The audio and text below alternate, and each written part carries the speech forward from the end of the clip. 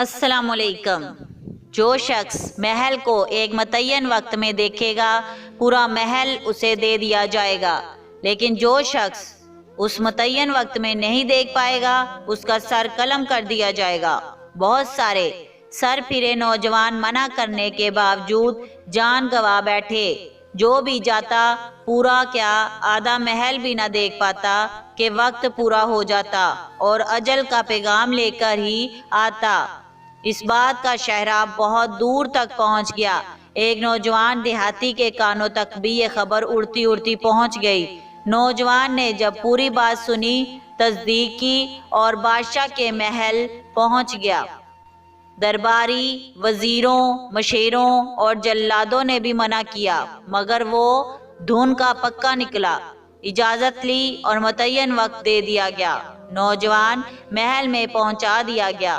नौजवान ने एक सिरे से लेकर दूसरे सिरे तक दरो दीवार, कमरे, राहदारियां, फानूस, कमकमे, कालीन, सोफे, तालाब, हौजे बाग, बगडंडियां, अलगर्ज, एक एक चीज कड़े पहरे में देख ली और वक्त खत्म होने से पहले बादशाह के रूबरू पेश कर दिया गया।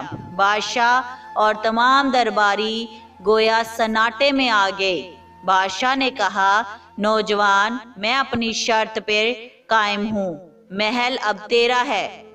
मगर ये बात समझ नहीं आई, वक्त खत्म होने से पहले तयशुदा वक्त में इतना खूबसूरत, जिसके दरो दीवार, कयारियां, बागात, हौजे तालाब, कमरे, रिहाइशें इतनी खूबसूरत हैं, तुमसे पहले जो गया कोई बाग में पहुंचकर बाग की खूबसूरती में खो गया, कोई कयारियां, कोई कमकमे, कोई दरो दीवार के नक्श और निगार में खो गया और वक्त खत्म कर दिया और जान गंवा बैठा। तुमने पूरा वक्त भी नहीं लगाया और महल भी देख लिया। नौजवान ने बादशाह की बात सुनकर भरपूर कहका लगाया और कहा, बादशाह सलामत, मुझसे पहले जितने लोग भी महल देखने आए सब के सब परले दर्जे के बेवकूफ थे, जो महल के खूबसूरती में खो गए और जान गंवाते रहे।